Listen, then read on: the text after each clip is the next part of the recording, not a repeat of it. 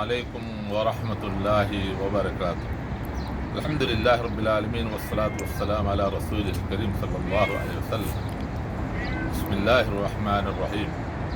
من كان يريد حرث الآخرة نزد له في حرثه ومن كان يريد حرث الدنيا نؤته منها وما له في الآخرة من نصیب۔ میرے محترم دوستوں اور بھائیوں، یہ جو آیت کریمہ ہے سورۃ الشعراء کی 20ویں آیت ہے، اس کا جو پہلا جو حصہ ہے، جو شخص آخرت کی کھیتی چاہتا ہے تو اللہ تعالیٰ کہہ رہا ہے کہ اس کی چاہت میں اور اس کی نیکیوں میں یا اس کے خواہشات میں اللہ تعالیٰ اور زیادتی کرے گا اور زیادہ کرے گا اور خیر و برکت کے فیصلے کرے گا۔ یہ حصہ آپ کے اور ہمارے سامنے آ چکا ہے۔ اس آیت کا جو دوسرا حصہ ہے وہ آج ہے ومن کان یرید حرث الدنیا، جو شخص دنیا کی کھیتی چاہتا ہے، نؤتیہ منہا وما لہ فی الآخرۃ من نصیب، تو اس میں سے کچھ حصہ دیں گے، یعنی اس کی چاہت کا، اس کی خواہش کا، اس کے ارمان کا، یا اس دنیا کا کچھ حصہ اس کو دیں گے۔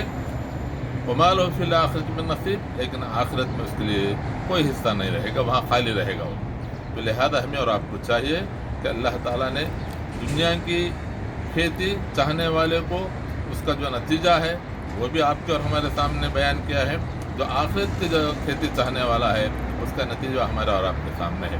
اب مومن اور مسلمان کے حصے اب ہم کو یہ فیصلہ کرنا ہے کہ کون سی کھیتی کو ہم ترجیح دینا ہے، کون سی کھیتی کو ہم اختیار کرنا ہے، اور کون سی کھیتی میں ہم جو ہے نا بیج بونا ہے، اور کون سی کھیتی میں جو ہے نا محنت کرنا ہے۔ تو میرے محترم دوست اور بھائیو، ہمیں اور آپ کو چاہیے کہ دنیا کی کھیتی کے مقابلے میں آخرت کی کھیتی کی طرف توجہ دیں، اور اس کے اندر جو ہے نا خیر و برکت ہوگی، اس کے اندر جو ہے نا اللہ کی طرف سے جو ہے نا مقبولیت کا جو ہے نا وعدہ بھی ہے اور زیادتی کا وعدہ بھی ہے۔ اللہ سے دعا کریں اللہ تعالیٰ مجھے اور آپ کو سنی ہوئی بات پر عمل کرنے کی توفیق عطا فرمائے۔